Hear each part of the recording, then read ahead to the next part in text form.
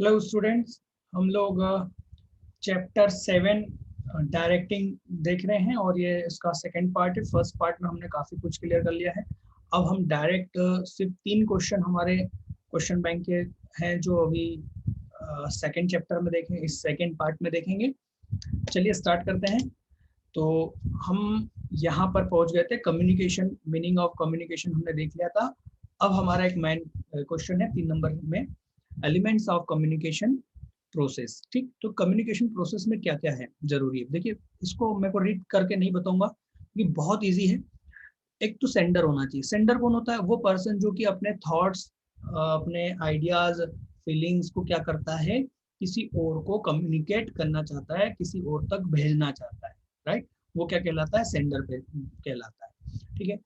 दूसरा क्या होता है? मैसेज। जो भी सेंडर होता है, जो भी वो अपनी फीलिंग, मैसेज, जो भी थॉट्स, आइडियाज, इंफॉर्मेशन, जो भी वो किसी और व्यक्ति को शेयर करना चाहता है, उसे को क्या बोलेंगे? मैसेज कहेंगे। Right, it is the subject matter of communication. Communication करने का ये मैटर है ना, ये विषय है क्या? मैसेज, जो भी हम बात शेयर करना चाहते हैं। ठीक।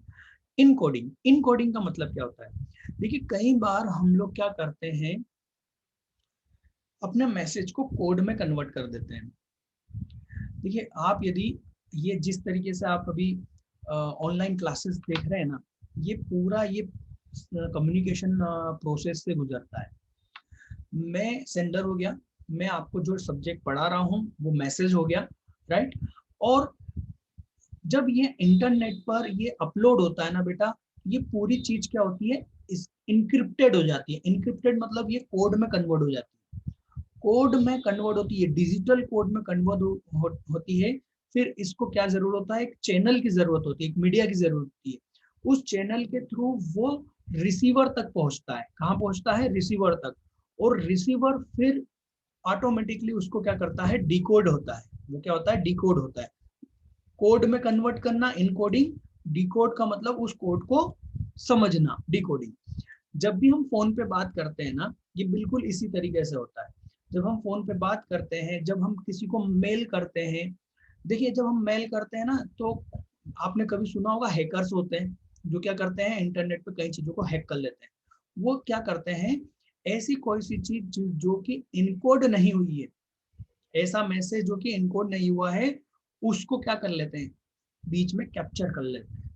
तो कम्युनिकेशन में मैसेज को क्या करना होता है? इनकोड करना होता है। मतलब कि केवल वही व्यक्ति जो कि उसका रिसीवर है ना, वही उस मैसेज को रीड कर सके, उसको हम क्या कहेंगे? ऐसी प्रोसेस को हम कहेंगे इनकोड करना। ठीक है। तो आप जो भी विषय, जो भी सब्जेक्ट, आप जो भी चीज मैसेज इंफॉर्मेशन देना चाहते हैं, उसको हम क्या करते हैं? इनकोड करते हैं। ठीक है।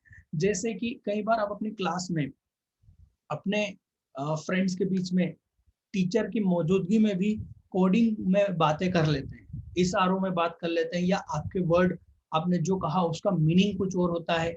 राइट, बट आप जिससे बात वो समझाना चाहते हैं, जो जिस व्यक्ति को, रिसीवर को आप जो मैसेज देना चाहते हैं, वो उस कोड का डिकोड करना जानता है ना। अक्सर एग्जाम में बच्चे इसको चीटिंग के लिए यूज करते हैं, है ना, एमसीक्यूज के आंसर बताने के लिए, कि मैं ऐसा करूं तो समझ लेना कि तीसरा आंसर है ना, मैं ऐसा करूंगा फिर ऐसा करूंगा, इसका मतलब है कि पहले क्वेश्चन का तीसरा आंसर, है ना। ये क्या है? इनकोडिंग। और इसको कौन समझ पाएगा? रिसीवर। क्यों? क्योंकि उसके पास में डिकोडिंग की तरीका होगा। ठीक। The sender translate the message into words, gesture, other symbol, है ना, अलग अलग चीजों में उनको काय में कन्वर्ट कर देता है, which he feels will make the receiver understand. उनमें कन्वर्ट कर देता है जिसमें कि वो समझता है कि जो रिसीवर है वो उनको क्या कर सकेगा? उस मैसेज को समझ कर सकेगा।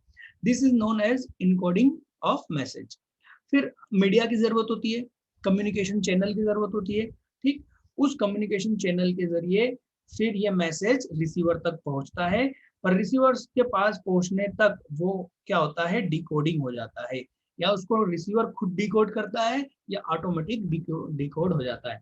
हम डिजिटल दुनिया में तो ये ऑटोमेटिक डिकोडिंग होती है ना।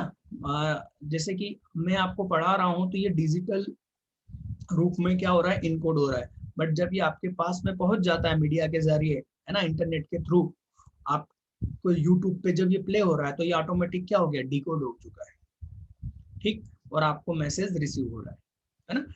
It mean the process of conversion of symbols into the message. जो हमने यहाँ पर मैसेज को इनकोड करा था सिंबल्स या जिस भी तरीके से, उसको यहाँ पर उन सिंबल्स को काय में कन्वर्ट करना, कन्वर्जन करना मैसेज के रूप में।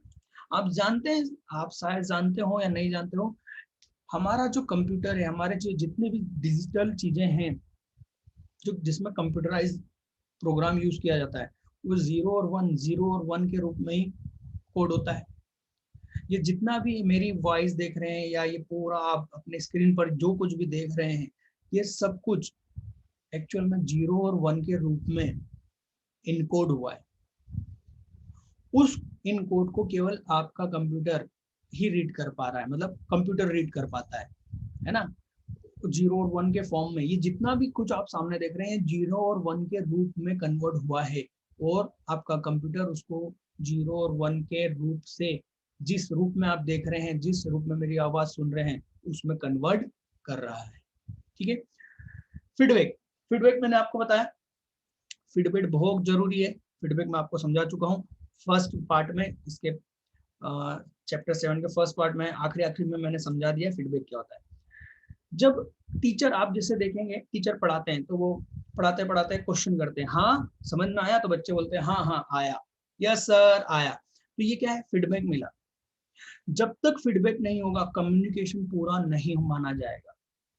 इसलिए हम लोग बोलते हैं कमेंट कीजिए, ताकि हमें मालूम पड़े आपको हमारी बातें समझ में आ रही है, राइट। तो जरूर कमेंट करना बेटा, आपको हमारे वीडियोस कैसे लग रहे हैं, और आपके कमेंट में जब फीडबैक देते हैं तो ये हमें इनकरेज करते हैं। ठीक है।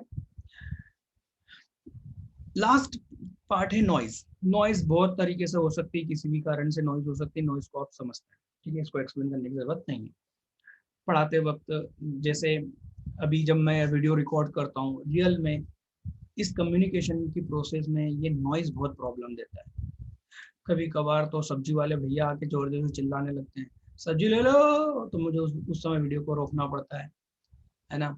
घर में मैं पढ़ा रहा हूँ, ये जो वीडियोस बन रहे हैं कहाँ से हो रहे हैं, मैं अपने घर पे ही रिकॉर्ड कर रहा हूँ, तो फैमिली मेंबर कई लोग कई बार आसपास से गुजरते हैं, आवाज करते हुए जाते हैं, बातचीत करते हुए जाते हैं, ये सब नॉइज जो क्या कर रही है, ट्रबल, हिंडर्स क्रिएट कर रही है कम्युनिकेशन प्रोसेस में। ठीक है। तो ये सारे एलिमेंट्स हैं। इसके बाद में क्वेश्चन आता है, कहाँ गया, हाँ, इम्पोर्टेंस ऑफ कम्युनिकेशन। ठीक है, ये तो आप कर लीजिएगा, है ना, मैं सिर्फ क्वेश्चन बैंक के क्वेश्चन करवा रहा हूँ। उसके बाद में आता है कम्युनिकेशन के टाइप, फॉर्मल कम्युनिकेशन और इनफॉर्मल कम्युनिकेशन। ठीक है। देखिए, फॉर्मल कम्युनिकेशन का मतलब होगा एक सिस्टमेटिक, वेल डिफाइंड पाथ, है ना, एक सिस्टमेटिक वेल डिफाइंड रास्ता, जिसके जरिए मैसेज को क्या किया जा रहा है, फ्लो किया जा रहा है, हम उसको कहेंगे फॉर्मल कम्युनिकेशन। जैसे कि आपके स्कूल में यदि कोई प्रोग्राम करना है, कुछ भी, कुछ काम करना है, कुछ प्रोग्राम करना है, तो आपके प्रिंसिपल आपके वाइस प्रिंसिपल को मैसेज करते हैं, वाइस प्रिंसिपल आपके क्लास टीचर को मैसेज करेंगे, क्लास टीचर आप तक उस मैसेज को कन्वर्ट करेंगे, राइट। तो ये एक पहले से डिफाइंड, है ना, पहले से डिफाइंड वे है, पाथ है, जिस पर कम्युनिकेशन फ्लो हो रहा है, कि भाई कुछ भी स्टूडेंट तक बात पहुंचानी है यदि प्रिंसिपल को, तो प्रिंसिपल इस वे में ऊपर से नीचे तक फ्लो आएगा। ठीक, स्टूडेंट को कोई बात प्रिंसिपल तक पहुंचानी है तो वो अपने क्लास टीचर से वाइस प्रिंसिपल, वाइस प्रिंसिपल से प्रिंसिपल तक मैसेज जाएगा। ये एक सिस्टमेटिक पाथ डेवलप किया गया है इसी को फॉर्मल कम्युनिकेशन कहते हैं।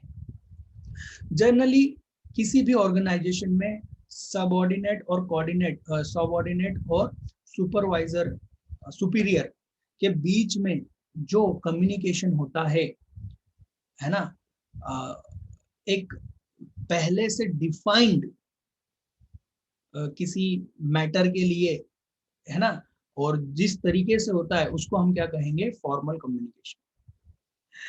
देखिए पहले तो इनफॉर्मल को समझिए, तो फॉर्मल आसानी से समझ में आ जाएगा।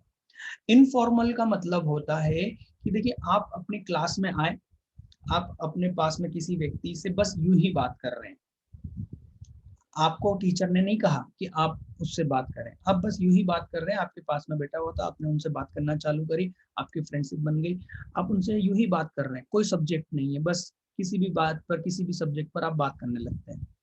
ये क्या हुआ, इनफॉर्मल कम्युनिकेशन, जिसको हम ग्रेप वाइन भी बोलते हैं। ग्रेप वाइन क्यों बोलते हैं आगे देखेंगे। तो इनफॉर्मल कम्युनिकेशन कोई डिसाइडेड नहीं होता है कि आपको इस व्यक्ति से ही बात करना है और ऐसे ही बात करना है, बस आप अपने सोशल रिक्वायरमेंट के लिए क्या करते हैं, बातचीत करते हैं, कम्युनिकेशन करते हैं, ठीक। इनफॉर्मल कम्युनिकेशन, आप ट्रेन में बैठे हैं, ट्रेन में आप अपने पड़ोस वाले से बात करने चालू कर देते हैं, पॉलिटिक्स के बारे में, इन्वायरमेंट के बारे में, किसी भी बारे में, बस ये क्या है, इनफॉर्मल। बट एक बॉस अपने सबऑर्डिनेट को कोई मैसेज प्रोवाइड करते हैं ऑर्गेनाइजेशन से रिलेटेड वर्क के लिए कि भैया आज शाम तक इतनी रिपोर्ट मुझे आप सेंड कर देना, राइट।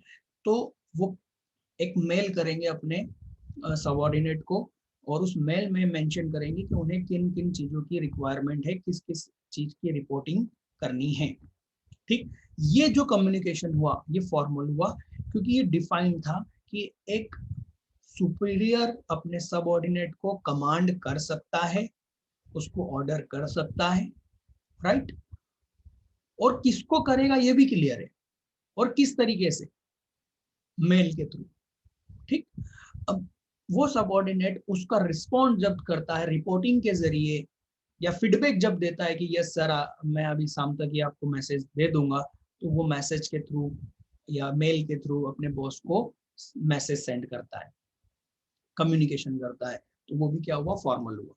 सिर्फ ये नहीं है कि सबऑर्डिनेट सुपीरियर सबऑर्डिनेट को जो मैसेज करेगा वो कम्युनिकेशन है, सबऑर्डिनेट सुपीरियर को भी मैसेज जो करेगा, जो पहले से डिफाइंड है उस तरीके से और ऑर्गेनाइजेशन के काम के लिए, तो उसको हम क्या बोलेंगे, फॉर्मल। बट एक ऑर्गेनाइजेशन में इनफॉर्मल कम्युनिकेशन भी होता है।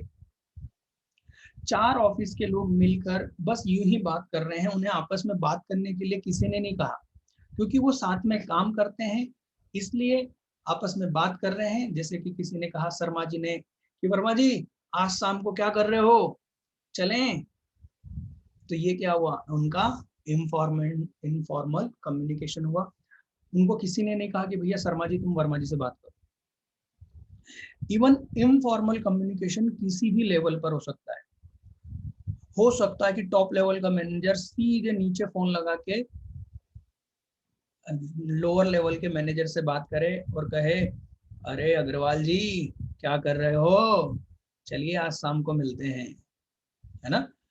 ये इनफॉर्मल हुआ, वो ऑर्गेनाइजेशन के पर्पस से नहीं, अपने सोशल रिक्वायरमेंट के लिए एक दूसरे से मिल रहे हैं और बातचीत कर रहे हैं, कम्युनिकेट कर रहे हैं, इनफॉर्मल, ठीक है। मेरे ख्याल से समझ में आ गया होगा, अब बस रीड करके देख लीजिए।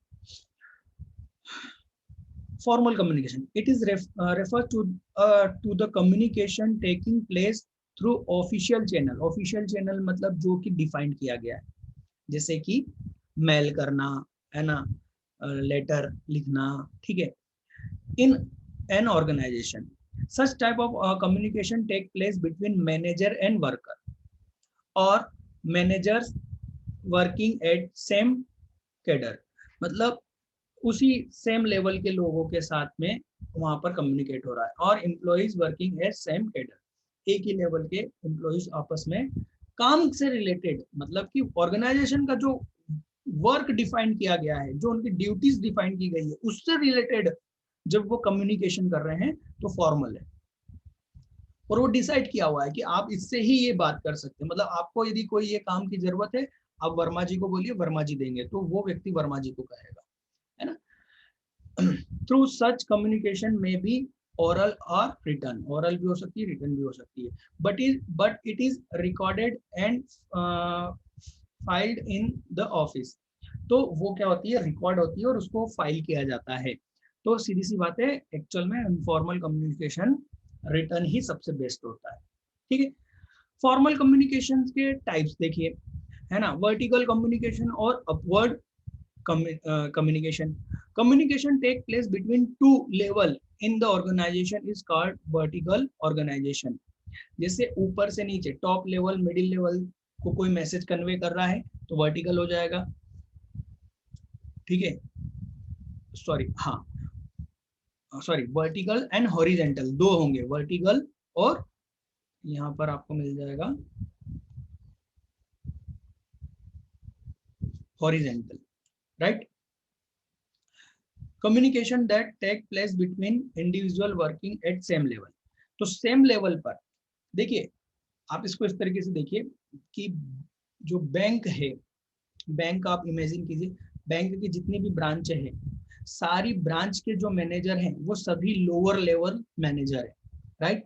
तो यदि ब्रांच के मैनेजर्स आपस में कोई किसी काम को लेकर, है ना, ऑर्गेनाइजेशन के काम को लेकर कम्युनिकेट कर रहे हैं, एक ब्रांच का मैनेजर दूसरे ब्रांच के मैनेजर से बात कर रहा है और वो दोनों क्या है, सेम लेवल पर हैं, तो उसको हम कहेंगे हॉरिजेंटल कम्युनिकेशन, इस तरीके का, है ना। हॉरिजेंटल कम्युनिकेशन, सेम लेवल पर जब कम्युनिकेशन होता है तो उसको हम हॉरिजेंटल कम्युनिकेशन कहेंगे। जबकि वर्टिकल कम्युनिकेशन दो प्रकार से होगा, अपवर्ड और डाउनवर्ड। मतलब दो अलग अलग लेवल के लोग आपस में जब कम्युनिकेट करेंगे तो उसको वर्टिकल कम्युनिकेशन कहेंगे। जब टॉप लेवल मिडिल लेवल को मैसेज करता है, मतलब अपर लेवल लोअर लेवल को मैसेज करता है, तो उसको डाउनवर्ड कम्युनिकेशन कहेंगे, ठीक है। In which a superior communicate with his subordinate. Superior जब अपने सबऑर्डिनेट को कम्युनिकेट करता है तो उसको डाउनवर्ड कहेंगे, और जस्ट इसका उल्टा अपवर्ड हो जाएगा कि एक सबऑर्डिनेट कम्युनिकेट करता है अपने सुपीरियर को, तो इसका उल्टा हो जाएगा, ठीक है। यहाँ पर ये कंप्लीट हुआ। इनफॉर्मल कम्युनिकेशन को देख लेते हैं, इसको ग्रेप वाइन के वो कहते हैं। अब ये समझो, पहले इनफॉर्मल को समझ लो। It take place in organisation without following the formal line of communication.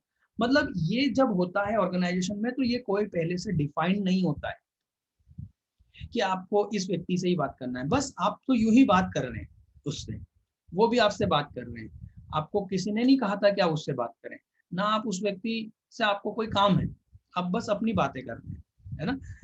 Such type of communication usually take place among the worker to exchange their views and to satisfy their social need. ये कब से मैं एक ही बात बोल रहा हूँ, social needs के लिए। आप अपने काम कर रहे हैं ऑर्गेनाइजेशन में, आपके साथ में कोई और काम कर रहा है, आप दोनों का ऑफिशियली कोई वर्क नहीं है एक दूसरे से, बट आप एक दूसरे से बातें कर रहे हैं, है ना, आप अपने थॉट्स रख रहे हैं किसी भी बात पर लेकर, ठीक है। The network of communication followed in informal communication is referred to as grape vine network. इसको क्या क्या कहा जाता है, ग्रेप वाइन नेटवर्क कहा जाता है। ग्रेप वाइन का मतलब आप देखिए, अंगूर, ग्रेप्स कैसे गुच्छे लगते हैं, है ना, ऐसा पूरा एक झुंड हो जाता है, मालूम नहीं पड़ता है कि ये अंगूर कहाँ से चालू हुआ है, लगना कहाँ से चालू हुआ है ना।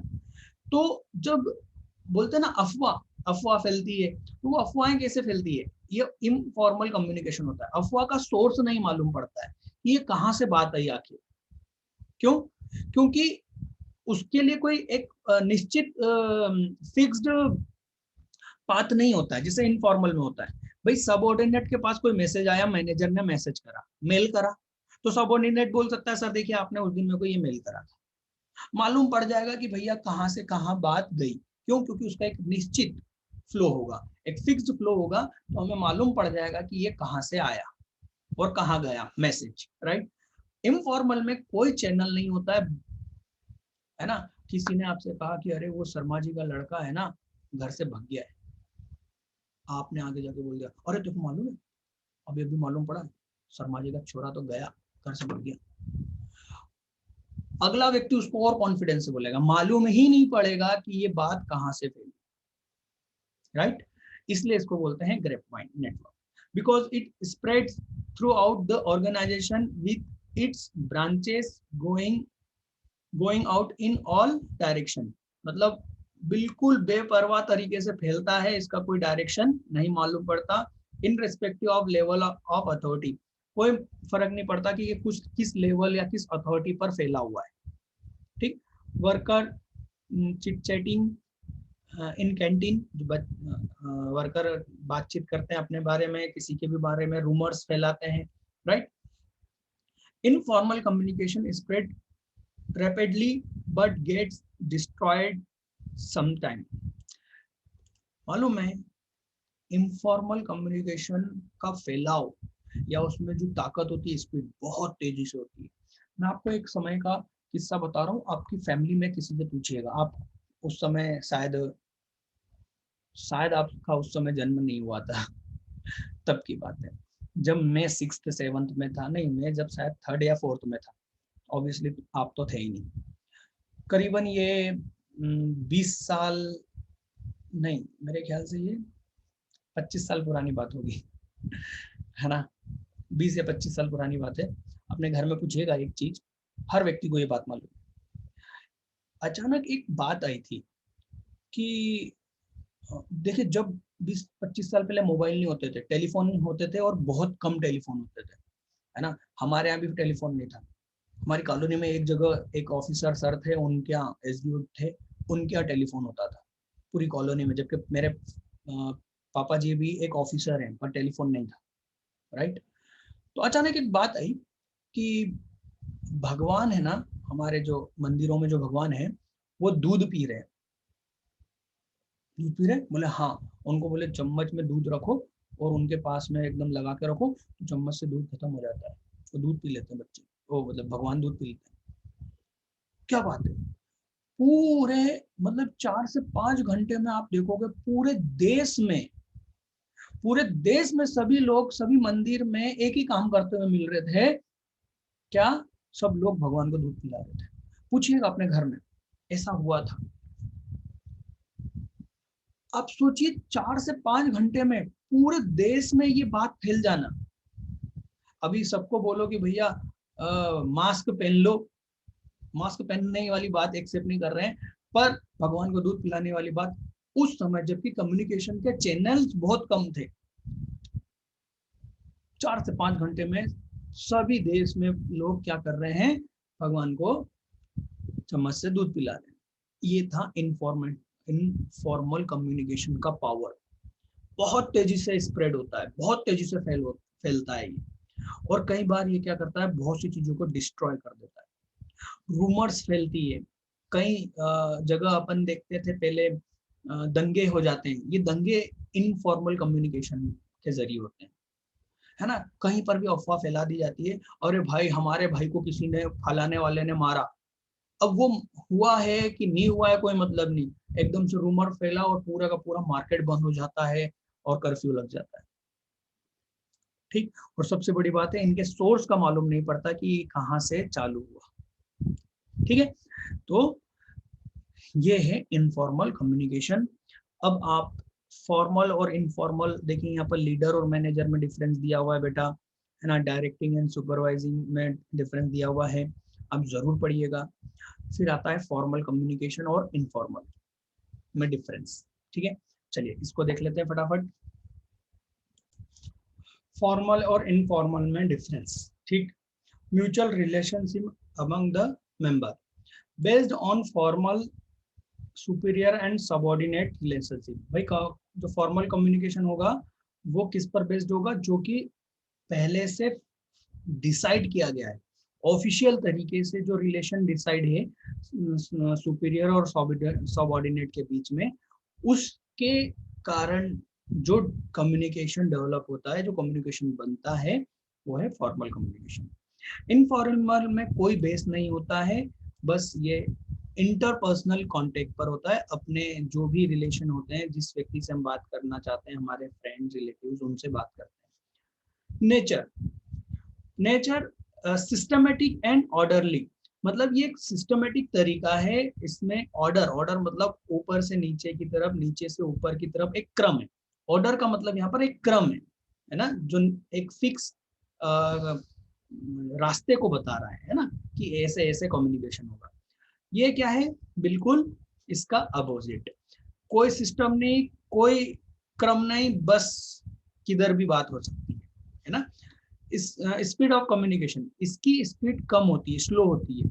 और मैंने अभी आपको बताया था इनफॉर्मल कम्युनिकेशन कितना फास्ट होता है, ठीक है।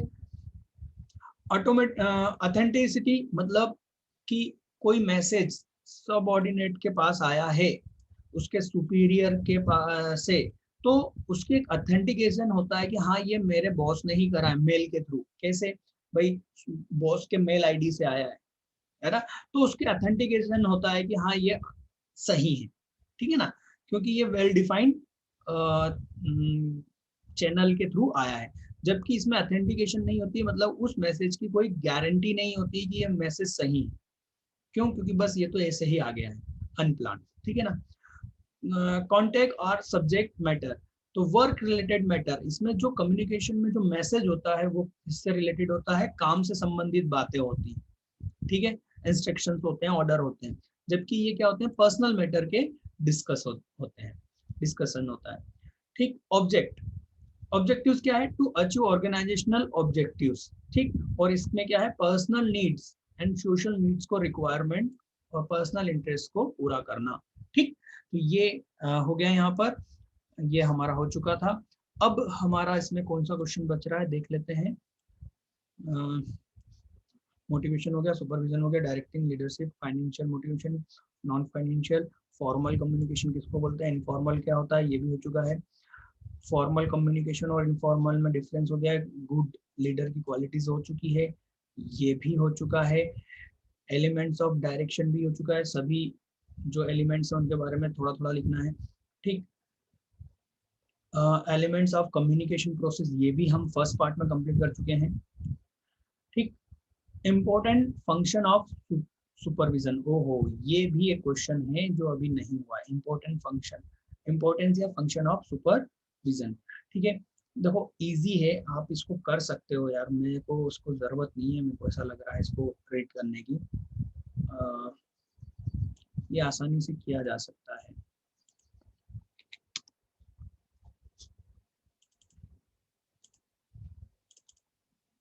सुपरविजन के इम्पोर्टेंट या फंक्शंस मैं आपको बता चुका था, सर नहीं बताया। सिंपल सा मैं इनको हेडिंग क्लियर कर देता हूँ, ठीक है। तो मेंटेनेंस कांटेक्ट है ना भाई, सुपरविजन के जरिए एक लेबर क्या कर रहे हैं, है ना, ये एक तरीके से उन पर निगरानी रखी जा सकती है, उनसे एक कांटेक्ट बना रहता है ना। A supervisor maintain day to day contact and friendly relation with worker, है ना। तो वर्कर के साथ में एक फ्रेंडली रिलेशन कांटेक्ट मेंटेन करने में हेल्प होती है। It guides and instruct them like a friend, है ना, अ फिलोसोफर एंड गाइड, इसके जरिए कांटेक्ट मेंटेन होता है, right. Act as a link, ये लिंक के जैसे काम करता है, किसके लिंक के भी जैसे काम करता है, ये अपर लेवल और लोअर लेवल जहां पर वर्क हो रहा है, लोअर लेवल मतलब कि वर्कर के बीच में एक लिंक के जैसे काम करता है, ठीक है। Supervisor act as a link between worker and manager as he conveys message management ideas and instruction to the worker and हाँ, ये क्या करता है, जो मैसेज आता है मैनेजर की तरफ, मैनेजमेंट की तरफ से जो भी चीजें आती हैं, आइडिया इंस्ट्रक्शन आता है, वो किसको कन्वे करता है, ये कन्वे करता है वर्कर को। और वर्कर की जो शिकायतें हैं, राइट, या उनकी कुछ सजेशंस हैं, इसको किन तक पहुंचाता है, मैनेजर तक पहुंचाता है, ठीक। is does it help to reduce conflict and misunderstanding between two groups, बिल्कुल। ये मैनेजर और वर्कर के बीच में कोई विवाद हो या कोई गलतफहमी है उसको दूर करने का काम भी करता है, और कभी कभार ये उस चीज को बढ़ा भी सकता है ना, इनफॉर्मल तरीके से। अभी हमने देखा ना फॉर्मल इनफॉर्मल, इनफॉर्मल तरीके से शायद बढ़ा भी सकता है। ठीक है, मेंटेन ग्रुप यूनिटी। ठीक, बिल्कुल, वर्कर के बीच में जो एक ग्रुप यूनिटी होनी चाहिए, एकता होनी चाहिए, उसको मेंटेन करने का काम करता है सुपरवाइजर करता है। ठीक है, इंश्योर परफॉर्मेंस, बिल्कुल काम वैसे ही हो रहा है जैसे कि हमने तय करा था, ये इंश्योर कौन करता है, सुपरवाइजर करता है, सुपरविजन के थ्रू उन पर निगरानी रख कर और उन वर्क की रिपोर्टिंग बार बार अपने मैनेजर को करके बताता है कि काम वैसे ही हो रहा है। Providing on the job training, या सुपरवाइजर क्या करता है, कई बार जॉब ट्रेनिंग भी ऑन द जॉब ट्रेनिंग भी प्रोवाइड करता है। अब job training, on the job training क्या होता है आपको मालूम है। ठीक है, पहले के सब्जेक्ट में हम पहले के चैप्टर्स में हम कर चुके हैं ऑन द जॉब ट्रेनिंग। ठीक है, नहीं शायद वो तो सेकंड पार्ट में है, sorry. On the job training का मतलब होता है काम के दौरान ट्रेनिंग देने का काम कौन करता है, सुपरवाइजर करता है। बिल्ड्स मोरल, है ना, ये अपने सबऑर्डिनेट को मोटिवेट करता है ना, वर्कर को मोटिवेट करता है और उनका एक तरह से लीडरशिप का काम करता है ना। ठीक, प्रोवाइड फीडबैक, ये क्या करता है, a supervisor consistently analyze the work of subordinate and provide feedback by suggesting and ways means to develop new skill। ये एक तरह से क्या करता है, इनकी जो बातें हैं या इन काम कैसे चल रहा है ना, इनके इनका फीडबैक अपर लेवल तक पहुंचाता है। ठीक, तो ये हो गया भाई क्या, फंक्शंस या इंपॉर्टेंस ऑफ सुपरविजन। ठीक, अब हमारा एक लास्ट क्वेश्चन बचता है और वो है describe the principle of directions. Right, इसका आंसर यही है, वहां पर नोट्स में नहीं है, यहीं पर है क्वेश्चन बैंक में। प्रिंसिपल ऑफ डायरेक्शंस, देखिए एक्चुअल में क्या है ना, सिलेबस इतना बड़ा है, हर चीज के प्रिंसिपल्स हैं, हर चीज के इंपॉर्टेंस है, हर चीज के फंक्शंस हैं, लिमिटेशंस हैं, तो सबका नोट्स में देना अच्छी बात नहीं होती है, बट यहाँ पर क्वेश्चन बैंक में इन्होंने डाला है क्वेश्चन, इसलिए यहाँ पर है, बहुत इजी है। ठीक, पहला है principle of maximum contribution. Right, direction का मतलब ये, मैं शुरू से पहला पार्ट के पहले पार्ट में शुरू की यदि मेरी बातें सुनेंगे तो मैं उसमें यही कह रहा हूँ कि डायरेक्शन का मतलब ही ये है कि लोगों को इनकरेज करना कि वो अपने मैक्सिमम कंट्रीब्यूशन करें। Right, according to this principle the employees should be motivated in such manner that they should give their maximum contribution to enterprises। भाई डायरेक्टिंग का प्रिंसिपल है कि डायरेक्शन कैसा होना चाहिए, डायरेक्शन ऐसा होना चाहिए कि वो क्या करे, जो वहां पर एम्प्लॉयज हैं उन एम्प्लॉयज को अपना मैक्सिमम कंट्रीब्यूट करने के लिए क्या करें, इंस्पायर करें, मोटिवेट करें। ठीक है, principle of harmony of objectives, भाई डायरेक्टिंग ऐसी होना चाहिए जो क्या करे, हर इंडिविजुअल अपने अपने अलग अलग ऑब्जेक्टिव, मैंने पहले ही बताया एक ऑर्गेनाइजेशन में हर व्यक्ति अपने अलग अपने उद्देश्यों ऑब्जेक्टिव से ऑर्गेनाइजेशन में काम करता है। ये मैं पहले वाले पार्ट में अच्छे से क्लियर कर चुका हूँ कि हर व्यक्ति अपने अलग ऑब्जेक्टिव्स के थ्रू एक ऑर्गेनाइजेशन में काम करता है, उन सभी के अपने डिफरेंट टाइप के ऑब्जेक्टिव्स को इस तरीके से काम लेना कि वो सभी लोग अपने इंटरप्राइजेज या ऑर्गेनाइजेशन के जो ऑब्जेक्टिव है उसके लिए काम करें। देखिए कहने का मतलब मैं अलग हूँ, आप अलग हो, सब अपने अपने अलग ऑब्जेक्टिव हैं, बट हम सबको एक तरीके से मिलकर ऑर्गेनाइजेशन के लिए काम करना चाहिए। ऐसा कौन कर पाता है, डायरेक्शन के जरिए किया जा सकता है, और एक अच्छे डायरेक्शन में या डायरेक्शन में ये चीज होनी चाहिए। According to this principle there should be harmony, harmony मतलब एकता, among the individual object of the employees, जो भी अलग अलग एम्प्लॉइज हैं उनकी अपनी अलग अलग ऑब्जेक्टिव्स हैं, एम है ना, उन सभी के बीच में एक हार्मनी मतलब एकता होनी चाहिए कि वे सभी लोग क्या करें, एंटरप्राइजेस के ऑब्जेक्ट के लिए काम करें। Both should work together and should not create hurdles, मतलब एक साथ मिलकर काम करें, ना कि एक दूसरे के रुकावटें पैदा करें, ऐसा नहीं होना चाहिए। Principle of unity of command, भाई जो प्रिंसिपल मतलब डायरेक्शन ऐसा होना चाहिए जो क्या करे, यूनिटी ऑफ कमांड को मेंटेन करे। अब यूनिटी ऑफ कमांड क्या होती है, प्रिंसिपल ऑफ मैनेजमेंट हम पढ़ चुके हैं, ये वही है, ठीक है, आप इसको रीड कर लीजिएगा। डायरेक्शन ऐसा होना चाहिए जिसमें इफेक्टिव कम्युनिकेशन है। According to this principle the hurdles of communication are removed and it is monitored whether send message is received in the same manner and understood in the same form or not। कहने का मतलब यहाँ direction में एक proper communication होना चाहिए। भाई element है यार, बात को समझो, डायरेक्शन का एलिमेंट है क्या, कम्युनिकेशन। तो इफेक्टिव कम्युनिकेशन होना चाहिए, तभी आपका इफेक्टिव क्या होगा, डायरेक्शन होगा। और इफेक्टिव कम्युनिकेशन के लिए क्या चाहिए कि भैया कम्युनिकेशन ऐसा होना चाहिए जो, या डायरेक्शन ऐसा होना चाहिए जिसमें कम्युनिकेशन में कोई रुकावट ना हो, वो रुकावटों को हटाएं।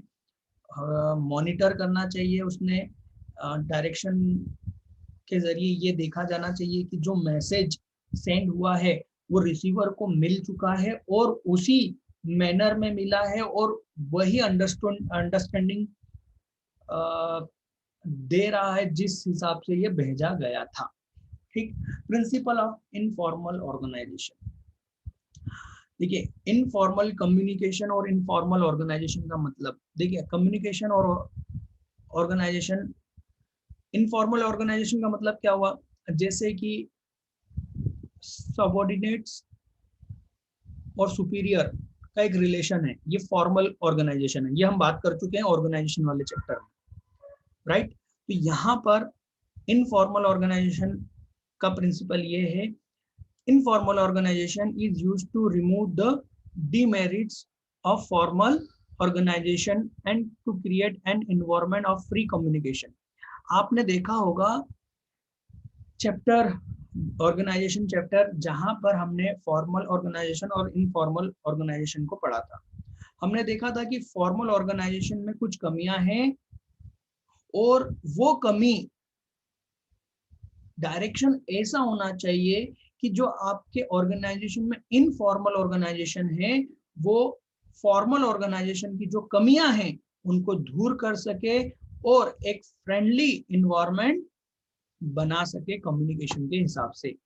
It is aim to develop an attitude of taking initiative among the employees. ये इस तरह का माहौल बनाना चाहिए कि जो एम्प्लॉइज हैं वो आगे होकर बढ़ चढ़कर काम में हिस्सा ले। प्रिंसिपल ऑफ लीडरशिप, देखो आप यदि देखेंगे चारों एलिमेंट तो यहाँ आ ही गए, चारों एलिमेंट तो लिखना ही है, ठीक है ना।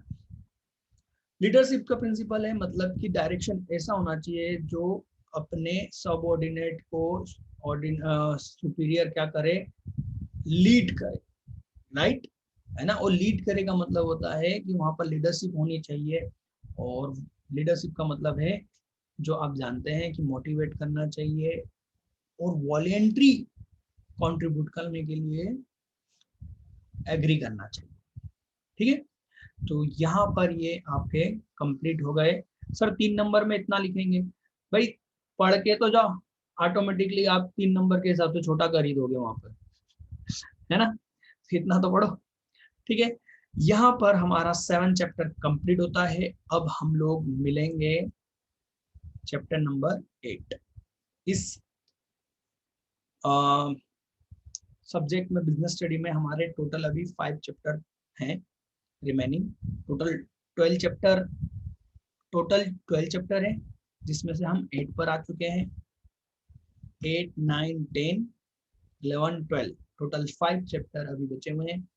एक एक दो दो वीडियो में सारे चैप्टर कंप्लीट हो जाएंगे, क्योंकि हम केवल अभी क्या देख रहे हैं, क्वेश्चन बैंक क्वेश्चन देख रहे हैं, राइट। चलिए तो मिलते हैं next chapter, controlling, chapter number 8।